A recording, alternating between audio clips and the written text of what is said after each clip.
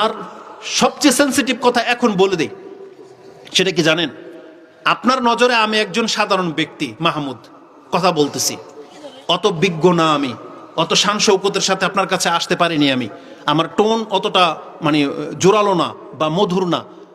আপনি হয়তো আমার কথাকে উপেক্ষা করতে পারেন, ধরে নেন আরো ভালো কেউ আসলেও যে আপনি উপদেশ নিচ্ছেন তাও কিন্তু না।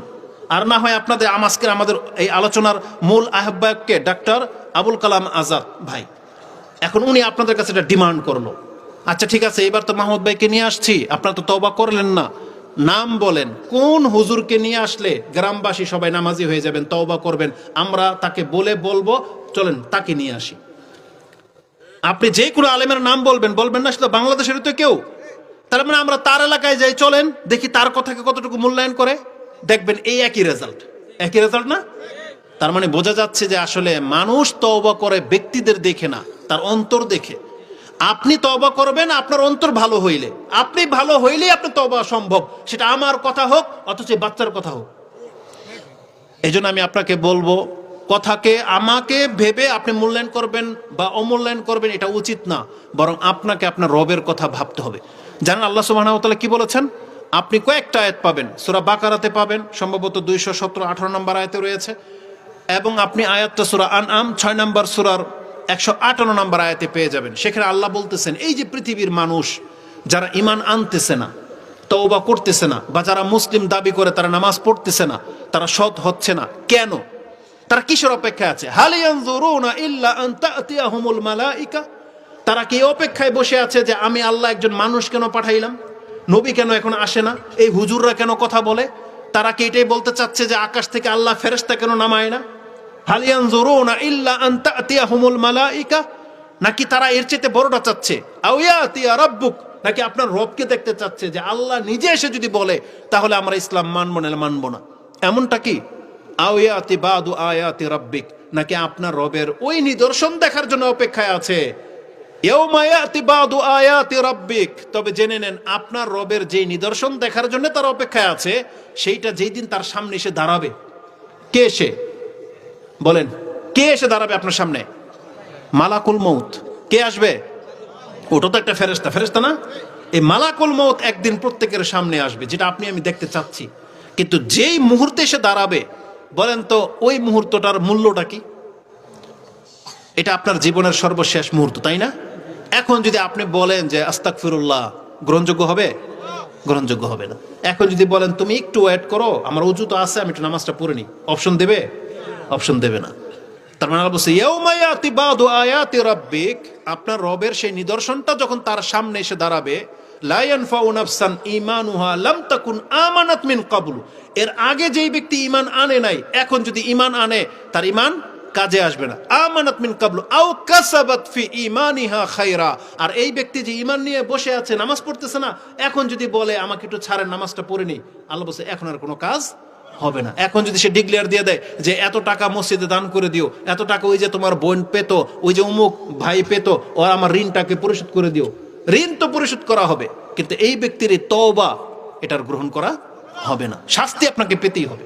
কারণ আপনার কাছে আজাল চলে আসছে, আর আজাল যখন চলে আসে তখন মানুষ ডিমান্ড করবে, তার অন্তর থেকে সে চাইবে, তওবা করার ক্ষমতা চাইবে, ইবাদত করার। আল্লাহ এটাও কোরআনে বলেছেন, আপনি পাবেন একাধিক আয়াতে রয়েছে, তার মধ্যে সূরা মুনাফিকুন 63 নম্বর সূরা 9 নম্বর আয়াতে পাবেন, যেই দিন মালাকুল মউত তার সামনে উপস্থিত হয়ে যাবে, সে বলবে রাব্বি লাউলা আখারতানি ইলা আজালিন কারিব ফাআসাদদাকা ওয়া আকুম মিনাস সালিহিন, আল্লাহ তুমি যদি আমাকে আর একটু সময়ের জন্য ছেড়ে দাও, তাহলে আমি এক্ষণ তওবা করতেছি, আমি সাদকা করতে বলি, আর আমি একটু সৎ কাজ করে তোমার কাছে আসি। কিন্তু আল্লাহ কি বলবেন? ওয়ালা ইউআখিরুল্লাহু নাফসান ইযা জাআ আজালুহা, কোন ব্যক্তির সময় যখন শেষ হয়ে যাবে তখন তাকে এক মুহূর্তের জন্য আর অপশন দেওয়া হবে না।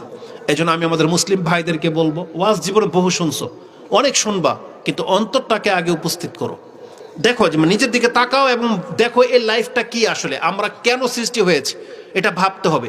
আল্লাহর ইবাদত করা ছাড়া আমাদের নাজাতের বিকল্প কোনো পথ নাই, এটা মাথায় রেখো। আল্লাহর ইবাদত করা ছাড়া আমাদের নাজাতের বিকল্প কোনো পথ নাই, এটা প্রত্যেকটা মানুষ যত তাড়াতাড়ি বুঝতে পারবে ততই তাড়াতাড়ি তার কল্যাণ।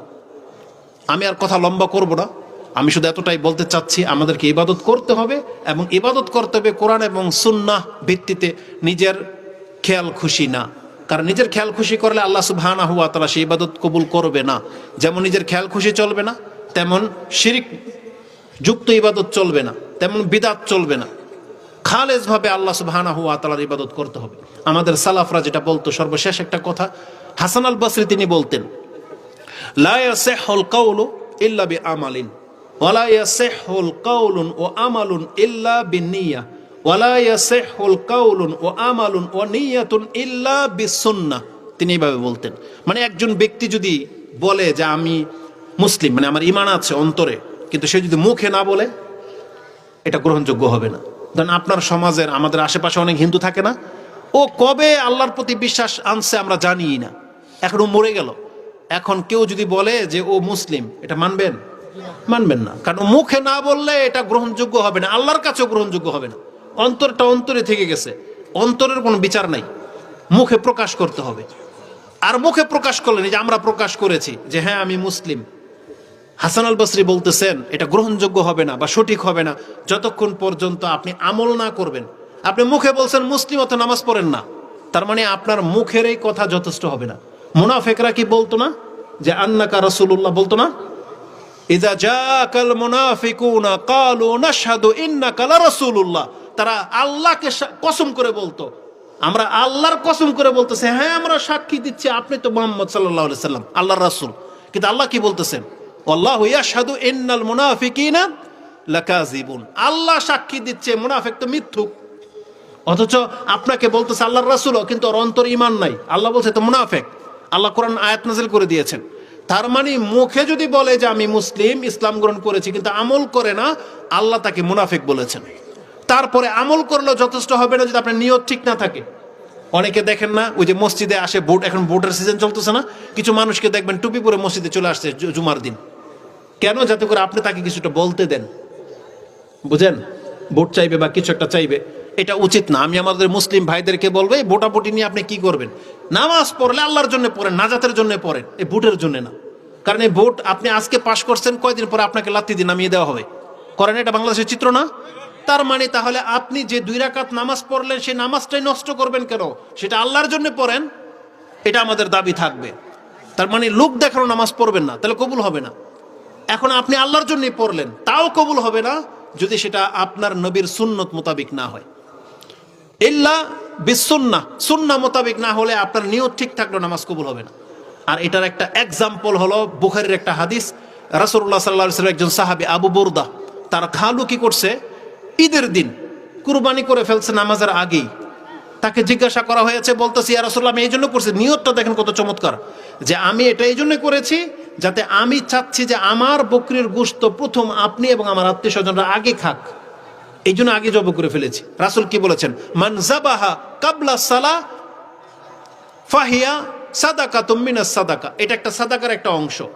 ওমান ওমাই যাবাহা বাদা সালাহ ফাকাদে তাম্মা নুসুকুহু ওয়া আসাবা সুন্নাতাল মুসলিমিন, যেই ব্যক্তি নামাজের পরে যাবাহ করলো সে পরিপূর্ণ কুরবানি করতে সক্ষম হলো এবং এটা মুসলিমদের সুন্নাহর রীতিনীতি অনুযায়ী হইল। তার মানে কুরবানির দিন দেখেন কি ডিফারেন্স ছিল। হালাল পশু ঈদের দিনে কুরবানি করেছে একজন সাহাবী, তার নিয়তে কোনো খোট নাই, আল্লাহর জন্য করেছে, শুধু সুন্নাহর একটু খেলাফ হয়েছে, কি নামাজের আগে করে ফেলছে। বুঝেন কথা? রাসূল বলেছেন এটা কুরবানি হিসেবে কবুল হবে না। তার মানে কুরবানি হিসেবে কবুল হবে কখন করলে?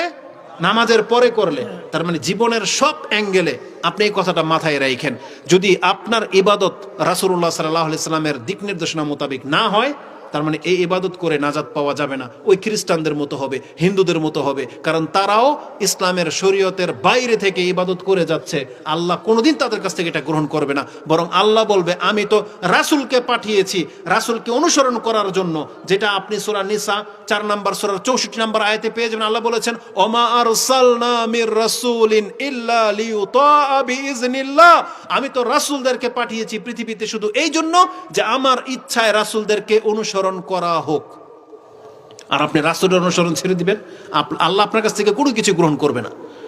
এক্সাম্পল যদি দিতে হয় আমি এইভাবে দিতে পারি, মানে এইভাবে দেওয়াটা উচিত ছিল। ধরে নেন ইবাদত কিভাবে করতে হবে, এটা কে শিখিয়েছে আমাদেরকে? আল্লাহ শিখিয়েছে নাজিল করে। এখন নামাজ কিভাবে পড়তে হয় ধরেন আমরা জানি না, এখন আল্লাহ আমাদেরকে শিখাবে কিভাবে নামাজ পড়তে হবে বা আল্লাহ কিভাবে সন্তুষ্ট হবে। উচিত কি ছিল যে আল্লাহ নিজে আমাদেরকে দেখাবে যে দেখো এইভাবে নামাজ পড়তে হয়, কিন্তু আল্লাহ তো পৃথিবীতে আসবে না। তখন আল্লাহ কি করেছেন? আল্লাহ পুরো পৃথিবীর মানুষকে এটা জানিয়ে দিয়েছেন, তোমরা যদি আমার সন্তুষ্ট মোতাবেক নামাজ দেখতে চাও, যদি আমি পড়তাম বা আমি সন্তুষ্ট হতাম, এটা যদি তুমি দেখতে চাও, তাহলে আমার না, তুমি আমার নবীর দিকে তাকাও। এ মোহাম্মদ যেভাবে নামাজ পড়ে তুমি সেভাবে পড়ো, তাহলে আমি আল্লাহ সন্তুষ্ট হয়ে যাব।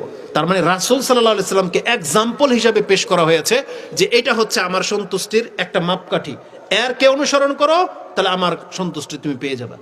এটা আল্লাহ সুবহানাহু ওয়া তাআলা কোরআনের মধ্যে সূরা নিসার ৮০ নম্বর আয়াতে আল্লাহ স্পষ্ট ভাষায় বলে দিয়েছেন, ওমাই ইউতির রাসূলা ফাকাদ আতা আল্লাহ, যেই ব্যক্তি রাসূলের অনুসরণ করলো সেই মূলত আল্লাহর অনুসরণ করলো। বোঝেন কথা? মানে আল্লাহকে পেলে আপনি যেভাবে অনুসরণ করা হতো, রাসূল সাল্লাল্লাহু আলাইহি সাল্লাম যা দেখিয়েছে, আল্লাহ বলছে তুমি মুহাম্মদ অনুসরণ করো, তাহলে ধরে নাও এটাই আমার অনুসরণ। কারণ মুহাম্মদ সাল্লাল্লাহু আলাইহি সাল্লামের অনুসরণ ছাড়া